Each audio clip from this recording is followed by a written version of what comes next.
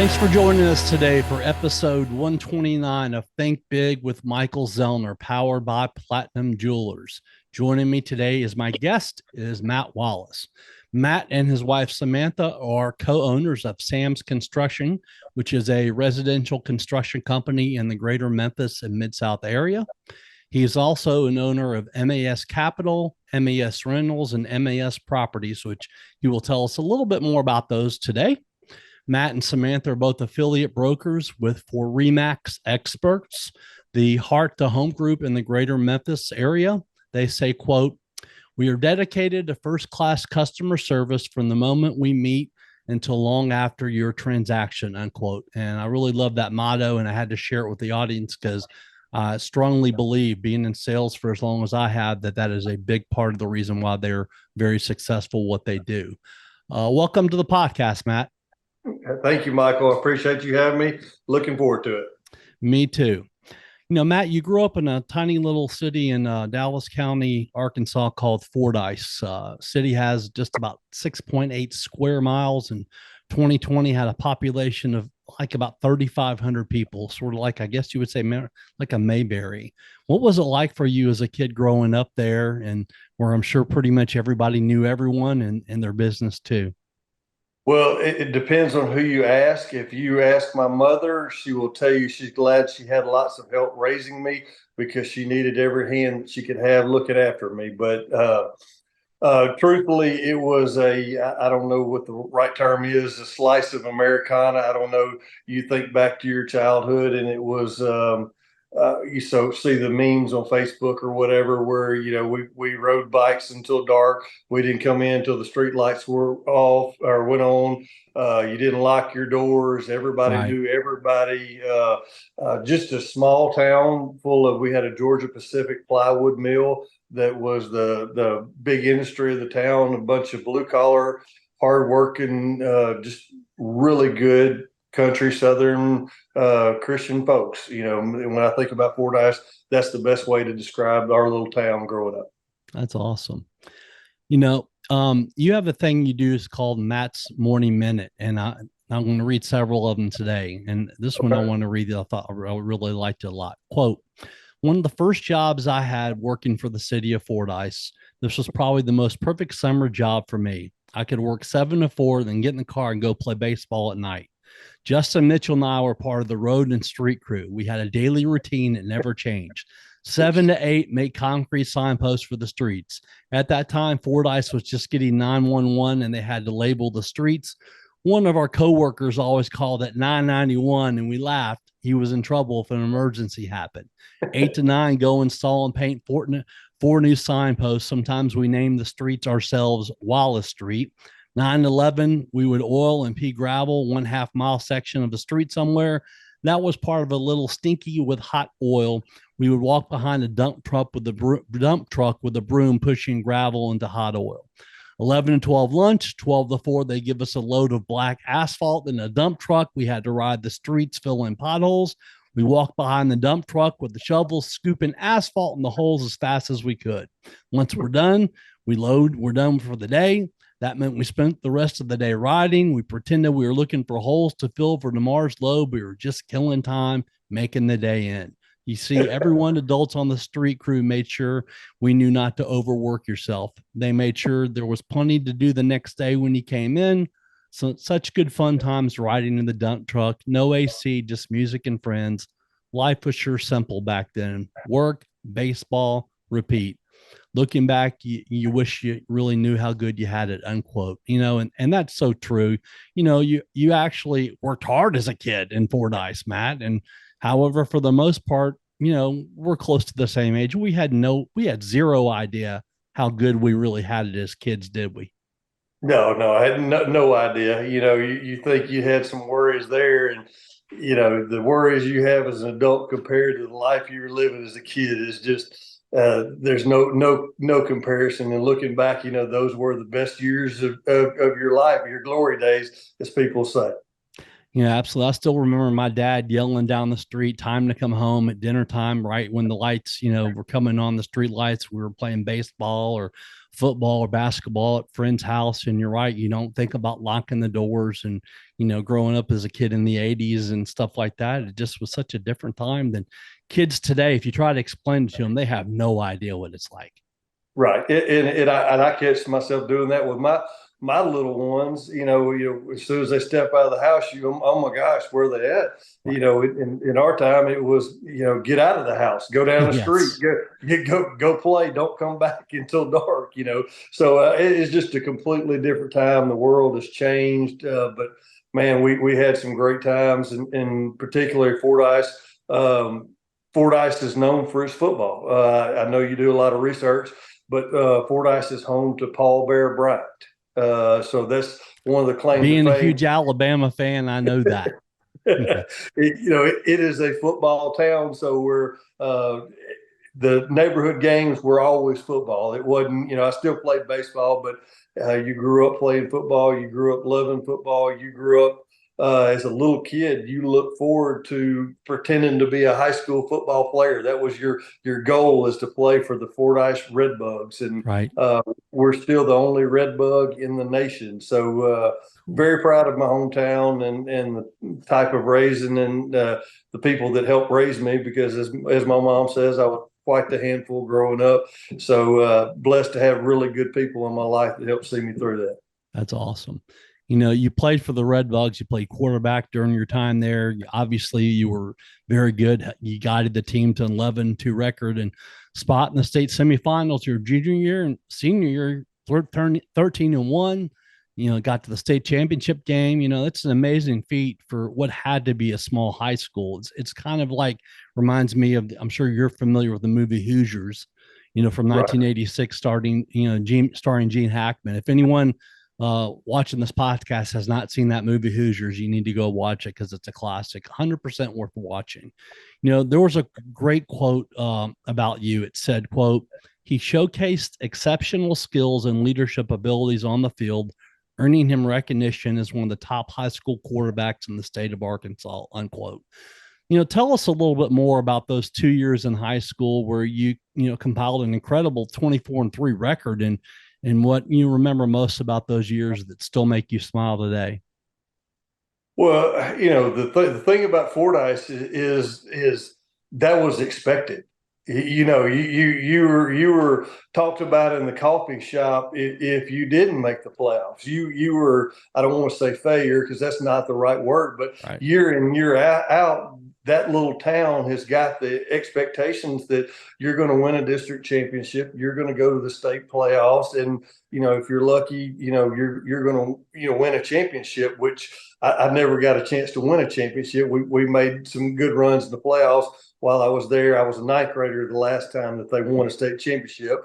Was stat and ball boy, so I never got to win one. So I Right. might have been a little bit of a disappointment there to some people, but it's just amazing where that expectation is there, that every year you're expected to compete for a state championship, if not district championship, things like that. So we never expected to go out there with anything less. We always expected to be part of the hunt. It never occurred to us we may be less talented, or we may not be as good as some teams. The town, puts in your mentality, hey, you're going to compete one way or another. And sure enough, there were a lot of teams that were a lot more talented than the group of guys that I played with. But as friends and guys that you grow up with and you play with, you become brothers, and you learn not to let each other down. And that's how we got through, the end of my years. When I think about playing high school football with our group, I think I was the only one of our group to go on to play college football. Wow.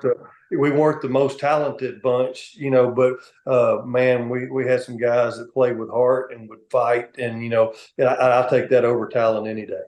Absolutely. And it's hard to think about people being disappointed with 2 years going 24-3, but right, expectations when they're there, Right. Losing one game is a big deal to probably a lot Right. of people. And that coffee shop talk probably wasn't too great those times that you lost. Well, the truth is I'm still haunted by one of those because of that loss in the semifinals. I missed an extra point. Oh, Uh, gosh. yeah, I missed an extra point, and they ended up beating us 8-6 because of that. I think 8-6, 7-6. That extra point cost us a chance. Although we had a chance to kick a field goal late in the game, but we went for it on 4th and 1. Instead of getting it, we gave it to our 230-pound fullback. We thought, we'd get the first down, and they end up stuffing us right there about on the 10-yard line. And I always told Coach, if he'd have given me the shot, I would have made up for it by making the field goal. But I never got the shot. So I definitely have some drawbacks to that semifinal loss because it was on me that game. You'll try to pull a refrigerator Perry there with that big fullback. That's right.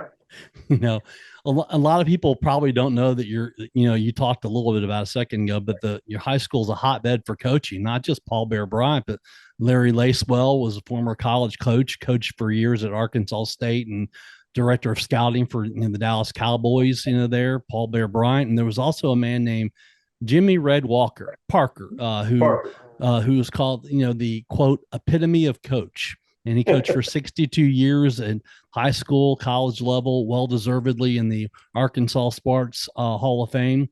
Passed away in early 2016, just a few months after retiring from coaching. He was also your grandfather, Matt. You once said, quote, he's the bionic man. He's got a heart pump where you plug in the battery and he's still out there coaching. The good Lord is going to have to come and get him off the field someday because he's not going to go willingly, unquote. Tell us a little bit more about Red and who you knew very well and what made him such a special man and coached, obviously so many people over the years. Well, he was just a people person. He was the kind of person that you meet that no matter who you were, he made you feel good about yourself. He made you feel important. He made you feel like you were somebody. And don't get me wrong, he was a great X's and O's coach. He was one of the innovators of the split back veer. Herman Boone from Remember the Titans actually came down to their spring practice at the Citadel, and that was his offense that Herman Boone ran for Remember the Titans at that so time. Cool. So he had went to Houston with the Houston Bears, so he was a good mind at football. I'm not saying he wasn't, but his special touch was people. I don't know a single person that ever had a bad thing to say about him, and everybody that I met growing up loved my granddad, and that was one of the things that brought me into coaching and made me want to be a coach, is because you see all these people in my town that I grew up with that helped raise me as a kid. They played for my granddad. So he was a hero to them, and they always had the greatest stories. And not just in Fordyce, where he had one time he had the nation's longest winning streak coaching at Fordyce High School. But wow. So those players that he coached were my mom's age. So those people helped raise me as adults, and he was revered in the community. And when I saw the interaction that he had with people, that's the kind of person that I want to be. I want to be somebody that people know in the community, that people looked up to, and they love, and they remember the experiences that they had. And honestly, that's what led me to coaching. But it wasn't that just way in Fordyce. It was the people that he knew in Cleveland, Mississippi, that he coached throughout when he was at Delta State. It was the people that were at Clemson when he was the head coach at Clemson, and the Citadel, and the people that not only played for him, but the coaches that coached with him throughout all those years. Everybody that worked with him can tell you he was just a very special person to be around. You don't coach for over 60 years without having that such effect on people without having high quality character. No way. Sure. Absolutely. But it definitely his special touch was I guess the best way to put it, he was always able to get the best out of every single person. and to be able to be somebody that can do that's special right there. Absolutely an amazing quality, because very, very, very few people can do that. So I know that I'm sure he was very proud of you, and at the same time, you were very proud of him too. Yeah, and he does. He coached a lot of people, played for a lot of people, but I'm proud of my one claim to fame that I have with him. So I was, as far as I know, I'm the only person that has played against him. He was coaching at my rival high school when my senior and junior year at Fordyce. So I played against him when he was coaching. I played for him at Ouachita Baptist University. He was my head football coach. And then when I got into coaching, I actually had to coach against him. So I don't know if there was anybody else out there that had the relationship. And then even one step crazy further is when he was the head coach at the Clemson back in I can't remember, 71, 70. My dad was a linebacker for the University of South Carolina. So my dad actually played against him while he was coaching. Wow. So we've That's, had a that's an crazy amazing family story. Yeah. Oh, that's an amazing story. I'm glad you shared that. That's awesome. Yeah. Matt, you said, quote, "This is how I feel when I open up Facebook. This is your reminder that 99% of what you see on Facebook is not real. And what you do see that is real is the highlights version. Lots of gurus and experts telling us how to make money, lose weight, or live the perfect life. Thousands and thousands of people pumping their chest, promoting the W's. And I'm all for it, but don't let that fool you. For every W, there are 10 L's that you don't hear anything about. For every beautiful family pic, there's 2 hours of babies screaming for no reason. When you see the beautiful relationship, know there's been tons of work and heartbreak to get to that point. Trust me, I'm not against self promotion or celebrating for the W's. This is just a reminder that perspective is everything and comparison is the thief of joy." Unquote. That is one of your, as I talked about, your Matt's morning minutes that you post on Facebook. And it's Right. it's worded so well and so true. I recently made a post that started off with the words "full transparency," because it was me being vulnerable. I've done that a lot more over the last few years, and put my heart and soul out there more, because we know that a lot of people, just don't do that on social media. Sure. I know you explain, parts of the reasons why, in when I just read, but in your opinion, why don't you think we see more vulnerability on social media from people? I think people have the mindset that the highlight reel sells. Well, I think we've moved into an influencer generation where people get paid to influence people. People get paid to promote products. We live in an advertising, promoting, self-promoting society where people think if they can pump out enough self-promotion that that's going to lead them to success. I guess fake it till you make it type deal. And for as you said, being vulnerable is hard. Putting yourself out there to be nitpicked, to be chopped down, to be dissected. That's tough. It takes a strong person to be able to be okay with being torn down, and I'm not saying it's not out there, but it's just not as prevalent as it used to be. People are worried about getting torn down, particularly with social media out there. So much harm can get done from one post, one thread, one whatever, can completely destroy somebody's life. So I think people are very cautious about being vulnerable for the threat of, hey, this may affect my life. Absolutely. It's one of the reasons why I stay off Twitter. Twitter is brutal. It is just brutal. I used to post my podcast on Twitter and everything, and sometimes I do, but I just stay off of there. I went on there sometimes and just read some of the stuff, and I'm like, oh, I'm so glad I don't post anything on here, because people are just, you think Facebook is bad. Oh my God, Twitter. Whew. Well, it's shameful to me that we live in a world where some people get their identity by bringing others down. Yeah. And there is a large group of people that have to feel better about themselves by bringing somebody else down. It makes them, give them the joy that they need. And, and I feel sorry for that there are people like that, but unfortunately we do live in that type of world right now. Yes, we do. It is very unfortunate. After high school, you went to, is it Washita?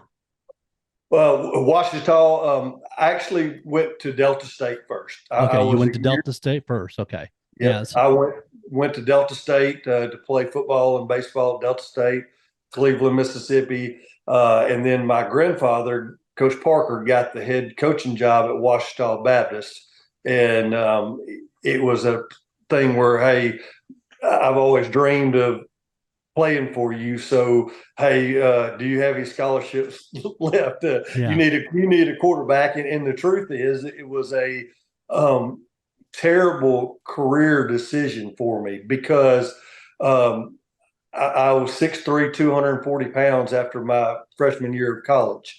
I was a drop back passer, and I changed to go run a wishbone, flexbone, triple option offense, which on my best day, I ran a 5 flat 40. That was not the offense I needed to be in for, my development, but it was always a dream to be able to play for him, to be able to learn and to have that experience. So it was no brainer. After that year, I transferred to Washita to play for him. Awesome. And you got your bachelor's degree there in health and physical education and fitness, graduated in 99. There's a quote about you. It says, throughout his college career, Matt Wallace consistently demonstrated his commitment to excellence on and off the field. He maintained a strong work ethic, constantly striving to improve his skills and contribute to the success of the team. His dedication and passion for the game were evident every game he played, unquote. What did you love most about playing quarterback and just the game of football in general? Honestly, is the competition. It was and part of that is attributed to growing up in Fordyce. We played cup ball. I mean, literally had a plastic cup as a football, and it was football with a cup. I mean, we just grew up where we were tough and we competed, and it didn't matter when and where. If there was a game breakout in the road right now, I might leave you to go get out there in a parking lot, to go jump in it just because we love to compete. We love to play the game. And here's the truth. People don't understand when you play in small college football, it's not like Division I. There are no airplane rides. It's 12 to 14 hours. I think the longest bus ride we ever had was 16 hours. One time we played in Texas A&M Kingsville, down close to Padre, from Arkadelphia, Arkansas. We played a night game and got done at midnight. Played a night game. We got the crap beat out of us. You're bruised, tired, sore, cramping. You get on a bus and you got to ride a bus 14 hours back to Arkadelphia, Arkansas. Everybody that I played football with for small college, you play because you love the game. People in Arkansas, they don't go to Washita Tiger football games on Saturdays. They get in the car and they load up to go and to drink beer and watch the Razorbacks play. Or Mississippi, they don't. Most people don't go to Delta State. They go to the Grove or the Junction. The stands are. I had more people at my high school games than were at Division II college football. You have to love playing the game, and all of the guys that I played with, they were that. They were there because they loved playing the game, and a lot of guys I played with after, they tried to play, arena or Canadian. They loved playing. It wasn't about money or most type of education. It was just about you love to compete, and you were willing to do whatever it took to be able to compete another year. Delta State, Washita, and then you decided, as you said, go into coaching yourself. You started off at Hot Springs High School, I believe, in August of 2001, offensive coordinator. You were just, probably 23, 24 years old at that time. Right. You followed in your grandfather's footsteps to go into coaching yourself. Did you make that decision early on that you were going to do that, or did you make it in college? Yeah, Absolutely. I knew when I was in sixth grade, that's the only thing that, I was going to do. For some reason, I had myself convinced mentally, hey, I don't know that you're smart enough to do anything, but go ahead into coaching. But like I said, the relationships that I saw with my granddad, and that's kind of what I always saw for myself and what I want. Awesome. You went on to be head coach and athletic director at Hermitage High School for a few years, and came to the Mid South, the offensive coordinator at Center Hill High School in Olive Branch, Right. before landing at a huge school, DeSoto Central High School, in January of 2010. What was going through your mind when they hired you to coach there? I was excited. I was absolutely excited for, I'd prepped for that. I was offensive coordinator at Hot Springs, and we had a couple of good years, had a couple of bad years.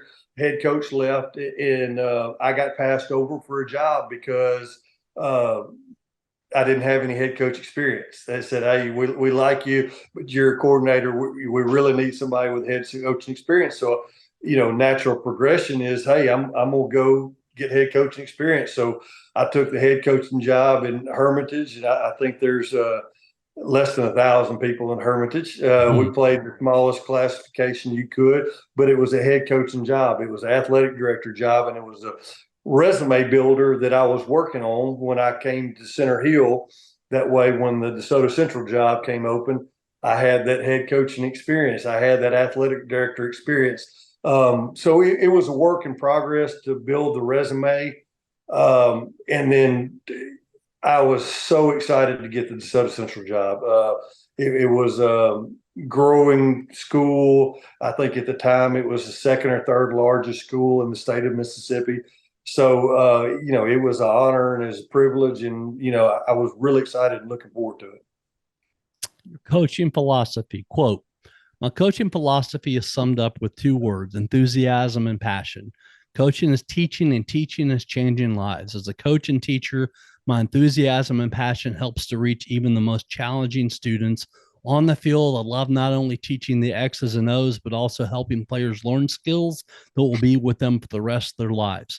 Discipline, dedication, character, integrity, teamwork, enthusiasm, passion, and a strong work ethic are the traits I hope to instill in all my players and students. I have extremely high expectations for myself, coaches, and players. My enthusiasm and passion for my profession have always helped to bring out the very best in everyone around me." And I read that right there because you, in your philosophy, 4 different times, I love you use the word, because I used to, it was instilled in me when I was a young sales rep selling Cutco knives, and it was that word enthusiasm. And there's, 2 different things that I was taught about that word. The last 4 letters, IASM, I am sold myself. And most importantly, in my mind, when I got to the point as a manager teaching others, like you did with coaching, was that enthusiasm is contagious. How important was it for you to stay enthusiastic, despite the team's record, or any obstacles that came in the way to the success of the team? But more importantly, what was it about, teaching those teenagers, with that enthusiasm? Well, first of all, you reading that made me want to get ready to go coach and run through a wall again. I like hearing that. Enthusiasm is one of the things that you can control. There's your attitude and your effort, which is enthusiasm. That especially in football and on the field, there's sometimes things you can't control, but you can control your attitude, your work ethic, your effort. And you hit the nail on the head. Enthusiasm is contagious. If it doesn't start with me, it's not going to happen. When you look at all of the major programs now, it used to be a little crazy and taboo. I think Scott Cochran was one with Alabama. They thought he was nuts. So the way that he would run around and do the crap that he did out there in the field and in warm-ups and even stretching, he was a crazy person out there, but he was getting enthusiasm up. He was setting the tempo. And you look at now, every single coaching program, Division I, they got that hype man. They got the guy that's gathered them up on the sidelines during the game, and they're swinging the towel towels, and they got the turnover chains and belts, and they have somebody on staff that they're paying a lot of money, and their one job is control the hype, bring the enthusiasm, because you're right, it is contagious. And I think some of the best jobs that I ever did in my 17 years of coaching were keeping things together when they were not good. The years that we went over or 1 for, that's a hard job to do. Yeah. It's hard not to pack it up when we've got 2 games left and we're playing the best 2 teams in the state and we're over. To be able to keep the kids engaged, to find something to work for, something to show up and to give your best. Record would say otherwise, but from being in the coaching for so long, those lean years where you actually do a lot better job coaching than you do in the other years, because if the ship is right and you're going the right way and you got good players and everything is going, all you got to do is just drive the bus, Right. But when things are going bad, that's when you can really tell, what kind of job you're doing as a coach. Right, because when you're over and you have to play those top teams right there, how you're sitting there still having to tell all those kids, "You're winners, guys. You're winners," and you have to believe it because they know, they could spot if you're phony. Oh yeah, absolutely. And to give little goals of where we're going. We may not win this quarter, but we're going to win the fourth quarter. To find other obtainable goals other than the W's, because like you said, you're not going to fool, especially a 17, 18-year-old. They know that we're not going to have a chance against guys that's signing 13 Division I players. We're probably not going to have much chance. They know that, but you still got to find a way to talk to them about guts and finding your best and always giving everything you had, even when the odds are stacked against you. Absolutely. Are you shopping for a new watch, an engagement ring, any kind of jewelry at all? What's up, Memphis? This is Jaren Jackson Jr. from the Grizzlies, encouraging you all to shop where I shop, Platinum Jewelers here in Memphis. Platinum Jewelers has a big selection of earrings, stockable rings, luxury watches, necklaces, bracelets, really whenever you need. 9387 Poplar next to Fresh Market in Germantown. So if you need anything jewelry related, go to my spot, Platinum Jewelers. You said, quote, "God has a sense of humor. He also has a way of serving you humble pie when you need it. I was just hired as a 6A head coach and feeling pretty good about myself. It was a big deal. Such a big deal that the people running the program didn't get my name right. This was right before 30 players quit, transferred, recruited to other schools. That first year was rough. 17 out of 22 starters were sophomores. Head coach Mike Wallace went 0 for 10 that year. Mike Wallace had a huge ego check. Fortunately, Matt Wallace was paying attention and had us in the playoffs within 3 years of that year. That year, I decided, quote, "We will never again be 0 and 10. From here on out, we will schedule 11 games." That's so funny.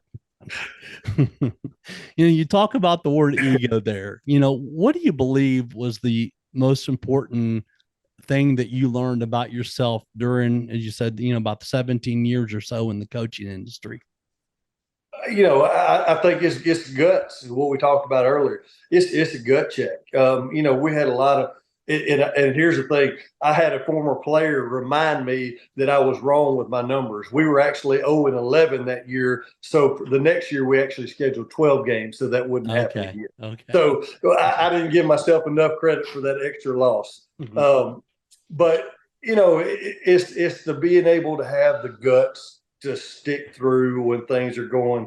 We knew it was going to be a rough year when all the players quit. We know it was going to be rough when you're. This is kind of funny, but it's not funny. We started 17 sophomores against the best competition in Mississippi. South Panola won a state championship that year.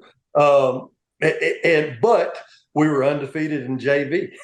That same 17 guys that we started on Friday nights, well, I played them on Monday nights too. And we went out there and JV, and it's like, hey, you guys are, because we didn't have enough players to have a full blown 6A practice like we should. So we used Monday as a game practice simulation. So they played every game in JV, those same 17 guys. And they literally would kill people on Monday night and then get killed on Friday nights. But, that was our true measuring stick for where we were actually at with our competition, because those were the guys that were going to be feeding us in the next couple of years.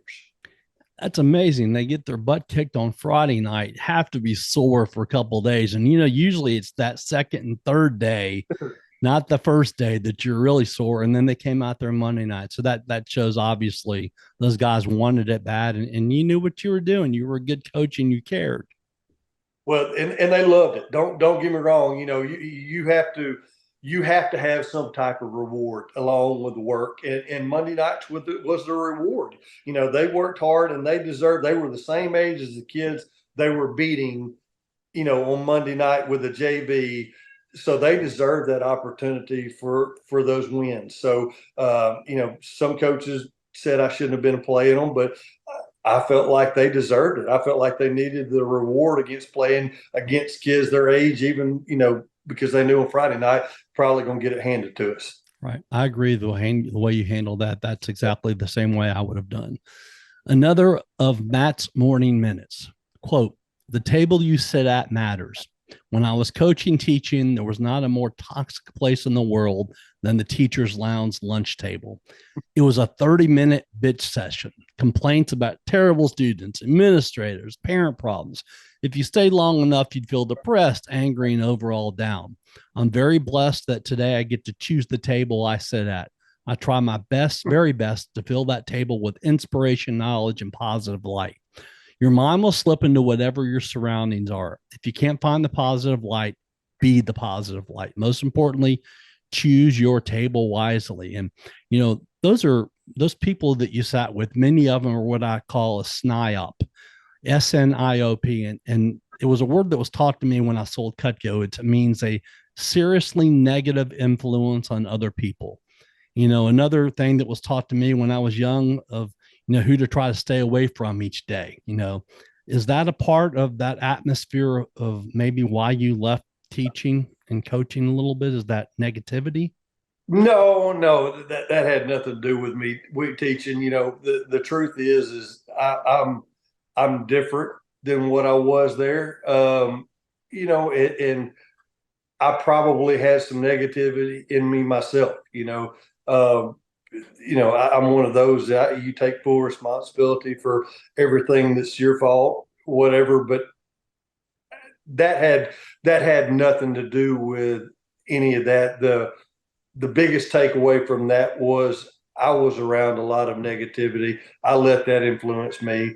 I was probably more negative than I should have been. Sure. And you learn from those things. You learn, and I probably get some hate mail from this, especially from my mom that was a teacher, for talking about the teacher's lounge. But and I'm not talking about everybody. Yeah, right. But it could be a toxic place. That goes for anywhere. If you surround yourself anywhere with that negative person to put that negative thoughts, your mind believes what it hears, whether you think so or not. It absorbs through osmosis, whatever. It infiltrates into your brain. So I'm more careful with the tables that I sit at now. Absolutely. And I'm the same way. There's people that I will always care about and love, but I do it from afar. Right. They're just not in my life anymore, because I just had to just get rid of that toxic situation because of, Sure. The way they are. And I just did not want that around me. Sure. It does happen. So you handle that. Good for you. You figured that out for yourself, and and you got your, had what I call, a checkup from the neck up, a really good attitude adjustment. Absolutely. In late 2016, you started working with Keller Williams Realty as co-owner of the Wallace Group. What was it about real estate that wanted you to go in that direction with your life? So, in I guess 2002, 3 in Hot Springs, I renovated a house in Hot Springs. I actually at that time wanted to get into doing some renovations and was kind of talked out of it by some different people. This is pre-HGTV and all that kind of stuff. Sure. So then I kept on with my coaching, but throughout wherever I've always been, I've always bought a fixer-upper. I've always renovated every house that I bought and bought it, fixed it up. And when I left, I sold it for a good sized profit. So I've always been interested in the renovation part of, hey, I want to renovate houses. I feel like I've got a good design eye. I've worked in construction. I know that. So in 2016, when I got out of coaching, I said, hey, I'm going to flip houses. So the most logical place to start was, well, if I'm gonna flip houses, I got to learn how to buy houses. So let me get in real estate. So I interviewed several different companies, and at the time, Keller Williams, I was told, had some really great training programs of how to do real estate, how to be great in sales, because I had no sales experience whatsoever. So I'd gone from education all my life or steady paycheck all my life to sales. So I figured if I'm going to do something, I need to know how. So I decided to join Keller Williams for the training.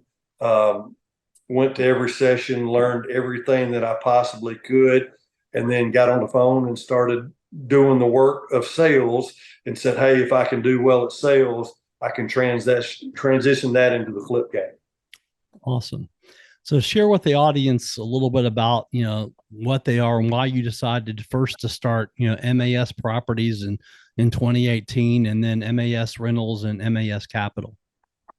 Well, following the Keller Williams training, I started doing really well, and I attribute it to the work. I was there every day. I never stopped my routine like I was coaching at the office at 7, leave at 6, 7 at night. So, and I did it the cold calling way, the scary, ugly cold calling. Wow. That's how I got started, because I'm not from here. Yeah. I lived down in DeSoto County when I was coaching. I moved up to Memphis. I did not know a soul in Tennessee when I got my license. So, that's how I got started. And what happened, what had brought my attention, there's two things that really brought my attention. I started selling a lot of houses. I think I sold about 10 million my first year, 12 million the second year. Way to go. I think I was in, a couple of years, I was doing pretty well, coming from teaching and my salary that I made teaching and coaching. And it was one of those ego check things. I was feeling pretty good about myself. And one of the agents in the office, we were down there talking. And he said, hey, I hear you're doing really well. I said, yeah, I'm doing good. Thank you. I appreciate it. And he said, well, just remember this. You can make some money selling houses, but you're never going to build wealth until you start buying houses. And I said, well, okay. And I just went on about my business. And then that kind of stuck with me a little bit. And then I started working for a couple investors, and I would find them these houses and I would sell them the house, and then I would turn around and sell it for them. And I'd make a, $3,000 commission on the front end. They'd renovate it, and I'd make a $4,000 or $5,000 commission on the back end. And then I'd look, and they were making 25 and 30 grand. And I found the house and I gave that to them. And pretty soon it started crossing my mind. Well, if I'm finding the house, why am I giving this to somebody else? Right. So the next house that I found off market that somebody wanted to cash as is, quick close, hey, I'm going to buy it. I've got a friend that's got some hard money. He's going to loan me the money. I put together a renovation plan. And we did a full blown great renovation in Cooper Young. And I think we probably made 30 or 40 grand on our first flip. And I said, it's not too bad, so From there on, after we did that first one, we said, okay, we're going to try to scale this up a little bit. So that's when my wife and I, Samantha, created Moss Property, which stands for Matt and Samantha. Oh, okay. So real Sense. technical, but we created an LLC for the flip company. So that was the start of the renovation side of our business. Now we kept the buyer's agents and we kept the real estate business going. I think up to this year, I'm still agent. My wife is our broker now. I think I've sold in the last 6 or 7 years a little over $70 million worth of real estate.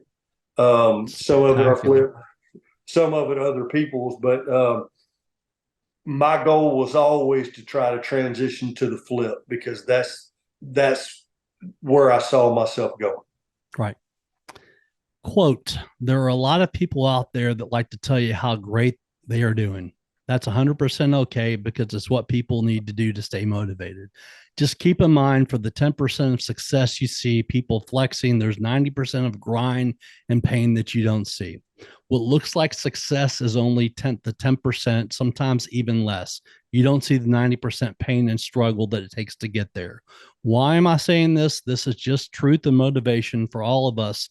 They're grinding to make it. It's easy to feel a little down when you haven't made it yet. Just know the struggle and grind is 90%. Embrace it, face it, want it, because the 90% is what leads to that 10%. You cannot have one without the other. And that is so true. I've had a lot of successes in my life, but I've had a ton of failures too.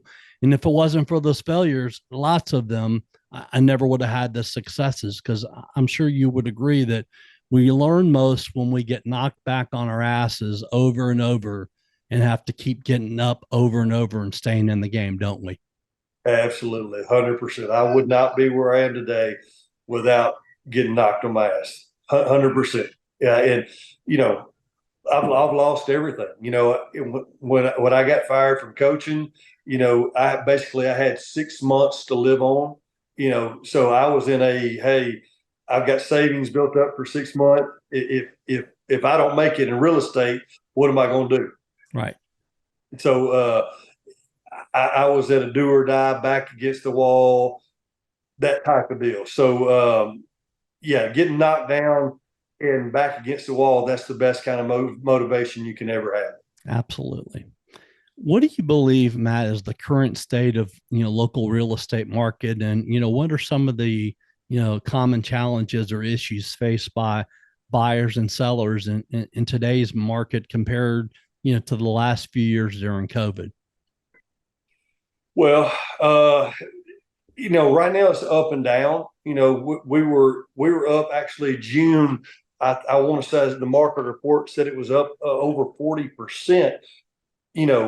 So that's great. But we've also had some months where it's been down. So right now we're riding the wave of interest rates. I honestly think crime has a factor here locally in Memphis. I think we've got a lot of people not wanting to buy in certain areas. I think we've got a lot of people that are looking to get out because of crime, which is a shame. We've got a great city. We need to promote the great in our city, but the truth is people are fed up with the crime, and I do think that that's a factor in the real estate market right now. And that's a shame. I'm big. I've lived here my whole life. I'm a big promoter of Memphis. There's so many amazing things here. I mean, you think about, we have St. Jude here. We have, the Grizzlies here. We have obviously, the Tigers here, teams like that. We have Federal Express here, LeBonner, all these amazing things, Graceland. And then you have all that other stuff there that just deters people. And then you see things like what happened yesterday at Campbell's Clinic, out in Collierville, the doctor getting, murdered in his office, just going to work, and, things like that. It's just like, I mean, I know it happens everywhere. And obviously when it's in your city, you're going to, pay a lot more attention to it. But you get fed up with that stuff. Sure. And unfortunately, we promote but people aren't immune to the news. People aren't immune to the statistics being thrown out there, and the whole politics behind the crime going on. You can't hide from it. The truth is out there. You can't hide from it. It's everywhere, and people get tired of hearing it. Just kind of like what we talked about earlier. When you hear that negativity, it starts to seep in. Yep. And I think every sane person, especially if you got kids and a business, and you love the city, there comes a point in time where you go, what are we going to do? Yeah. Absolutely. What are we going to do? And we're waiting for those answers. So Right. our local politicians need to get off their asses and do something about it, because we need more police, not less police. I'm a very, very, very pro police. So we need more of them, not less. But many of those guys, and I know, I think that, I read, that I know you're pro police too, Yeah. but many of my friends that are cops, they're scared to do their job. Absolutely. I got many friends that are MPD. My brother-in-law is DeSoto County Sheriff's Department. So we're huge pro police family. My wife just recently did one of the Memphis civic engagement classes, and right now we are at, I think she said 1,900 officers, and we're supposed to be at 2,700. Yep. I've heard there's a small pay increase coming to hopefully boost that number up, but that's not enough. We've got to get our numbers back up. We've got to pay these guys double what anybody else around is paying. This is, it's crazy to say, but to me, it's like the Grizzlies. If you want major talent and you want talent, you got to pay the money. Yep. We need talented officers. We need to pay the money. We need the best of the best. You don't skimp on hiring a coach or hiring players because you want to save money. We need the best, and we need to be able to throw the money out there to put the best out there. Yep. And, I became, really good friends with Mike Williams, who used to be the president of the Memphis Police Association. When I had my mattress store, Sleepy Z's, out in Bartlett, we used to do a lot of events. We did fundraisers for fallen officers. We did events called People, Police, Peace, trying to bring the people, the community, and the police together, so people that maybe were a little bit afraid of police officers could come meet them at the store. I had this big parking lot where we had events out there all the time. And this was back in, 2015 to 2018. And they worked really well, but just, it has to be something continuous all the time. But, to go from 2,500 officers down to 1,900, it's just not going to work. There's just not. And a lot of those police officers now, some of them ride by themselves, and that doesn't work either. Yeah, we got to get them the help and the tools they need to be successful. Absolutely. Another one of Matt's morning minutes. Quote, "I've always been a fighter, not a boxer or MMA fighter, although I did have a few bar fights and dust ups growing up. Thank God I've grown up. I've been a fighter in the sense that I don't know how to give up. If it's something that I want, I'll do whatever it takes to make that happen. As an athlete, I wasn't always the biggest, fastest, or strongest, but I was able to compete on the highest levels. As a coach, our teams were so outmatched at times that we found a way to compete and win. And business is not always sunshine and rainbows. I've been down to my last dollar. I always used to tell my teams that life will absolutely beat you down. The key is to never give up. It's hard to beat a fighter. It's hard to beat someone that will never give up. The key to success in life is to never lay down, never get up, never give up, and keep fighting like hell." I tell you that I could not agree more with exactly every word you say there. We're just talking about that, getting knocked down and getting back up. Where does that fire, desire come from? Because it obviously comes from somewhere deep in your heart, because not everyone has it. Well, I think it's inherited. I think it's, that's part of my granddad, Coach Parker, coming out in me. That's he was the same way, and he lived his he lived his last life doing that. Plus some, he was coaching right up to the very end, and he, like I said, he had to be hooked up to batteries and machines to be out there, but he wanted to be out there doing it. He had cancer and heart pumps and everything. Um, Still out there doing it. And I guess that's where I probably get it from is him and watching him fight and watching him be a competitor and an athlete and things like that. Probably attribute that to him. One of my favorite stories about the LVAT is it's literally the heart pump. His last year coaching, I was friends with some of the coaches that he worked with. They had a road game, and he had a battery pack that kept his heart pump going and kept him alive. And one of my friends was driving the bus, coaches, and they were about 30 minutes away from home. And Coach Parker came up to the front of the bus after the game. He's like, how much longer till we get home? And he said, oh, Coach, I think we got about 25, 30 minutes left. He said, okay, what's wrong? And Coach said, well, my battery pack says I've only got 42 minutes left. You might want to step on it. Wow. So that coach told me, he said, you talking about being under the most intense. He's like, I started sweating bullets, thinking Pressure. if I don't get this bus home to get him plugged up, I'm going to kill a coaching legend in Arkansas in the seat next to me in front of all the kids. But he used to do that all the time. He was very cavalier with how he lived in his battery packs. But man, he was some kind of fighter. That's awesome. Speaking of hearts, in August 2022, you and your wife Samantha started the Heart to Home group of RE/MAX experts. We're coming up on 2 years now. Tell us about the company within RE/MAX and why you decided, you made a change, because as we know, change can be very good sometimes and it helps us grow. Right. Well, the biggest factor is we were growing and we wanted to open our own office. RE/MAX experts allowed us to be able to do that. My wife got her brokers, so we basically have our own franchise or our own. It's not franchise because we don't own it. Sammy Knight owns it. I guess branch office is the right way to put it. Sure. RE/MAX was really, really good to me. I found out through mutual friends that our owner, Sammy Knight, who owns the RE/MAX expert label here in Memphis, wanted to meet with me. I met with him. I don't know if you know Sammy or not. I do not. I definitely, he would be a great one for you to interview.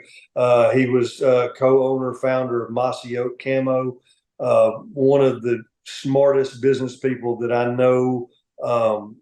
Be a great person for you to get to know. Thank you. Once I sat down and I talked to him, I felt at home. It was one of those days. I guess I felt like I was meeting with my granddad. Yeah. It was one of those. This is somebody that I want to be in business with. This is somebody that shares my core values, my family's core values. This is somebody that I want to be in business with and want to do future more business with. Awesome. So that's what sparked the change. We weren't unhappy with our previous broker, Sure. but there was just something special about being able to open our own business. Absolutely. Why is the date, if you know, hopefully you know, April 6, 2022, so special to you? Do you know that 6, date? April 6, 2022. It's a photo. It's okay. It's a photo. It came up in your memories. It was one of your Matt's Morning Minutes 1 year ago. It's after renovating houses for the last 6 years. I decided to step up 1 year ago today. I started my journey toward getting my GC license. 45 years old. I had a successful real estate business, a successful flipping company, and investment firm. At 45, I decided I wanted more education so I can give more value to people. I started this business to give, not to get. A lot of people do things for money, and yes, money is nice, but we're called to serve. My experience with contractors over the last 10 years is there is a lack of ethics and standards in the business. I want to help change that. I want to be the difference. This is just a reminder to never stop learning, never stop trying to make a difference. And I think a lot of people, when they get to a certain point, they do stop learning because they think, okay, I've done really well and everything. Maybe there isn't any more for me to learn, but there always is, isn't there? Absolutely. I learn every day, and sometimes it's not the good way. So life teaches you some lessons. Sometimes it's not the great way to learn, but yes, you're constantly learning. And that date was the day I went to my first class to get my contractor's license. That's what that day. I finally got the license. Actually came in November. Awesome. But it took me from that date, April 6th, until November, because it is a lot of stuff that's on that test. So that was the start of a new journey. And the name Sam's Construction Company, I guess that's it wasn't going to be Matt's. It was going to be instead of Matt and Sam, it's Samantha and Matt. Yeah, exactly. But my wife is actually, she is something that we wanted to do. May not be important to some people, but my wife is Puerto Rican, so she is a minority female. We didn't feel like there were enough female minority-owned businesses, so she actually owns Sam's Construction Company. She is the majority owner, and I'm just the licensed general contractor that I actually work for her. So she's my boss, but she is our owner, and things have taken off and gone really, really well. We're staying really busy with the construction side of things, as well as the Moss is still going. That's unbelievable. Tracy and Dustin Bennett said, if I hope I'm pronouncing their last name correctly, quote, Matt Wallace and his crew are amazing. We're so happy with the new bathroom model. We had some serious challenges with this bathroom, but he knew exactly what to do to remedy the issues. Matt is professional, responsive, and easy to work with. We highly recommend Sam's Construction Company, unquote. Can't get a better testimonial than that, can you? No, that's perfect. I love them. Thank you so much. I'll send your checks in the mail.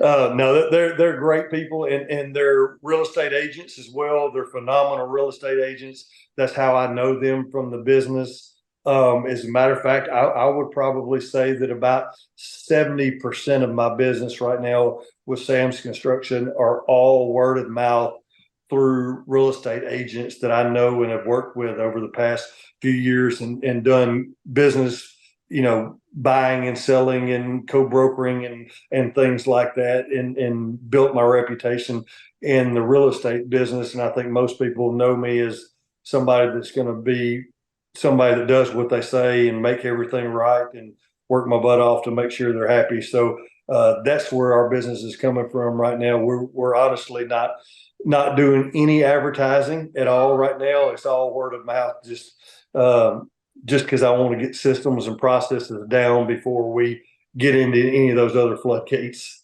Absolutely. That's great. That shows obviously, what people think about you. So that, like I said, that word character always comes back. It always comes back all the time. That's great. Quote, being a father is the greatest thing anyone can be. I'm very blessed to be able to spend some time back home with my dad. It's such a joy seeing him with my two boys. Happy Father's Day, unquote. You also said, quote, Happy Mother's Day to the one that made me, Vicki Wallace. Thank you for always loving me in spite of me. I'm so blessed and thankful for everything you did for us. I hope you have a great Mother's Day, unquote. Tell us a little bit more about Vicki and Phil. Well, Phil is in Fordyce, Arkansas, where I grew up. He is a business owner, still there, hometown. My mother is here in Memphis. Both great people, great parents. I had probably the best childhood that anybody could ever, imagine. I think they divorced when I was 15 or 16. But both are very active in my life and my kids' lives, and they know how to spoil some grandkids rotten for sure. That's awesome. Yeah, which they're supposed. That's what they're supposed to do. Yeah, absolutely. I think it's easy for people to look at you and look at me and what we do now and think, hey, y'all are doing pretty good. And but there's been some hard times. You know, I went through some really hard times, and my parents were always there to support me. My biggest cheerleaders, and they were there to kick me in the ass when I needed. They were there to lift me up when I needed that too. So you know, they're huge supporters, and I would not be the person I am today without their love and support along the way. That's awesome. And people don't realize how important that is. I was very blessed. My mom and dad were married for 48 years before my father passed away 10 years ago. So I was very, very lucky myself. And I'm still very lucky to have my mom and want her around for many more years. And they've always been there for me, unconditional love, even when I probably didn't deserve it many times. 100%. Absolutely. Ollie and Andy, your two boys, quote, in 20 years, the only people that are going to remember you work later are your kids. Don't miss out on a second. The corporate ladder doesn't care. Your kids do, unquote. You also said, quote, you know, your 4-year-old is listening to everything you say when you overhear him asking your toddler, what do you have in your mouth? I'm so thankful for Ollie. He's an incredible big brother. Two adorable little boys that you guys have. I can't even imagine how much they make you and Samantha smile and laugh and love every single day. Every single day. You know, that's the only thing. I mean, you're reminded of God's grace and being able to be blessed like we are every day. When they wake up, you know, hey, I've been really, really blessed to be able to be their dad. You know, God picked me to be these two little boys' dad, and is truly the greatest blessing in my life. That's awesome. Yeah. And two, like I said, two adorable little kids. When I was looking at the pictures of all the different pictures on your Facebook page and everything, they just look like they're just two happy little boys. They are. Ollie doesn't know a stranger.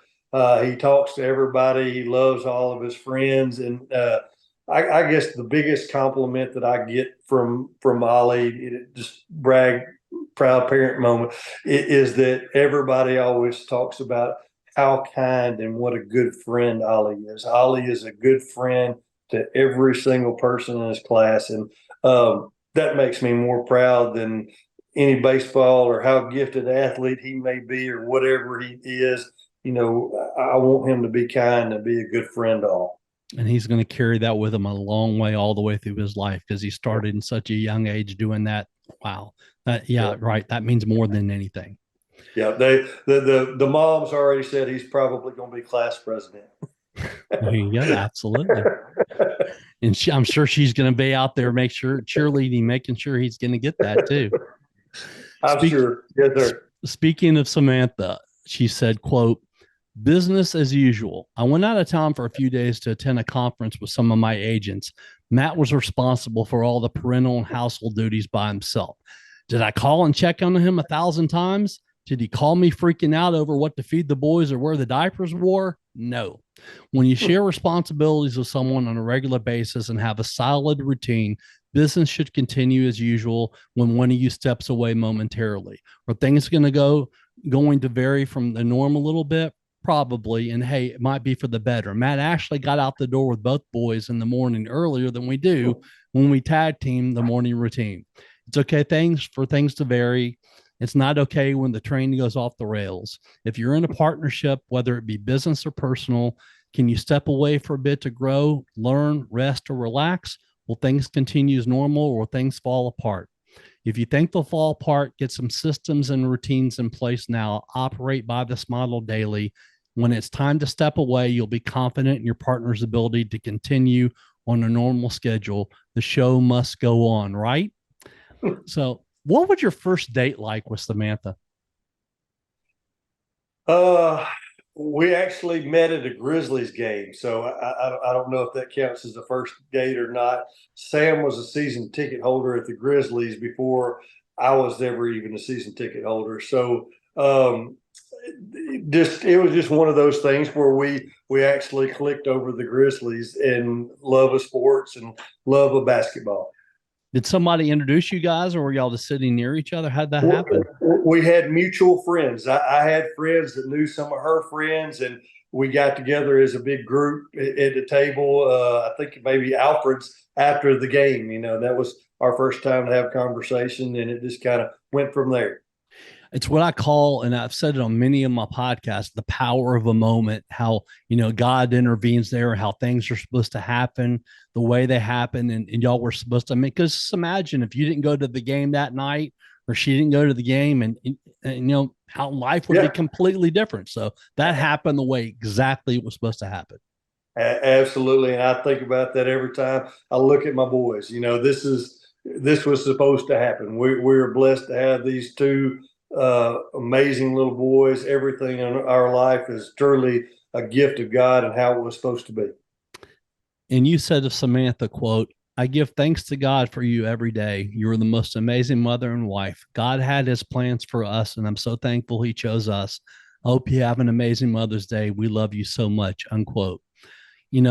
How has she changed your life? Because, you've talked about how you were down to your last dollar, how you didn't have a lot of money left. I've read a few other things that you went through some personal things, before Samantha and everything like that. How has she changed your life over the years together? She's made, she's probably the true hero here because she's made me want to be better. There were times in my life where I was not doing the things I am now. I wasn't doing right. I wasn't doing what a husband and a father needed to do. I had some growing to do as a person, but she's the kind of person that I want to be more like her. I want to be more kind. I want to be more caring. I want to, bottom line is you find somebody that makes you want to be better and grow, be a better husband, better father, better, servant of the Lord, just down the list, business owner, partner, all of it. You find somebody that makes you, and nothing by her doing, pushing, hey, I want to do this. It just, I'm around her and I want to give her my very best of what I can be possibly. So it's just one of those that, like I said, God put us together probably to make me be better. He said, you need some help. Here's your guiding light. So here, listen to what she's saying and work your butt off to become better. So that's when I think about Sam, she pushes me to be better person in every aspect. What a wonderful story. Awesome. Matt, what are the most important lessons that you've learned in life? Yeah, I mean, there's just too many to list. I would say two big things that are above anything else that I always teach my boys is that number one, you don't ever give up. You fight no matter what. You've got to have that fight in you. And then second, there's no thing like family. When, like you said earlier, probably to a fault, you've got unconditional love from your family above anything else, and those are two things that I'm going to instill in my boys, is to teach them about God, about family, and about how to fight. How can people find you on social media and get in contact with you if they're interested in working with you and Samantha on a home or renovation or, or constructing, reconstructing their current one? Well, so we're the Heart to Home group of Remax experts. So I think there you can still, the website is mattsellsmemphis@gmail.com. And I apologize, I'm a little bit removed from the real estate now that the construction is taking over. But the construction is samsconstruction901.com is our website. They can fill out for a free estimate, free quote on that. All of my links, I think my Facebook is Matt Sells Memphis. That's my Facebook name, so they can find me on Facebook, Matt Wallace. I get a lot of good feedback. I know sometimes I look at the stuff I post and go, what am I talking about? But all the time I run into people that are like, hey, I love reading your morning minute. Thank you for, lifting me up. And they're literally just stuff that I pray about and stuff that comes to my mind either the night before or the early in the morning when I get up and have quiet time. Stuff that just comes to me. And sometimes my greatest hope is that it can help somebody that may be in a struggle mentally or thinking about a situation or something. And I've had people tell me that really helped them. My biggest message is that I wanted to get out to people is that I'm human. If I can fail and make mistakes and have the grace of God and build a business back and lose everything and build a business and have a beautiful family and a beautiful life, I don't think that I'm special. I don't think that I'm more talented or better looking or anything like that. I think that it's available for anybody if they have that mindset. And that's what I love about your podcast is to think big. If you've got that mentality, this is something that's out there for anybody if they're willing to work for it. Absolutely. And you're right. You are, when people come up to you and say things like, you never know who you're affecting. You never know that someone needed to read that. There's no doubt it's that moment in time. Somebody needed to hear that, read that, and need to go through their mind because you never know who you're affecting. Right.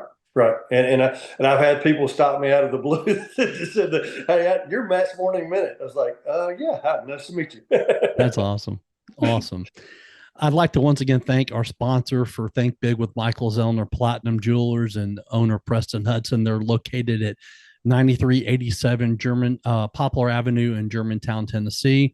Matt, you're definitely a go-getter and very determined person. It's obvious to me why you and Samantha have done very well, both, personally and professionally. And obviously this is just the beginning for you guys. And I look forward to seeing the progress as you continue to grow, real estate in the construction business too. So I really appreciate you coming on today. Thank you so much, Michael. I appreciate you having me. And, anybody that I can help, even just talk, want to know anything about real estate, construction, my door is always open. I'm just one phone call away. I'm happy to give my time to anybody that needs help or wants to ask any question. So I've got an open door policy. So just let me know. I'd love to help anybody that I can. Awesome. Thanks so much again, Matt. Okay. Thank you so much.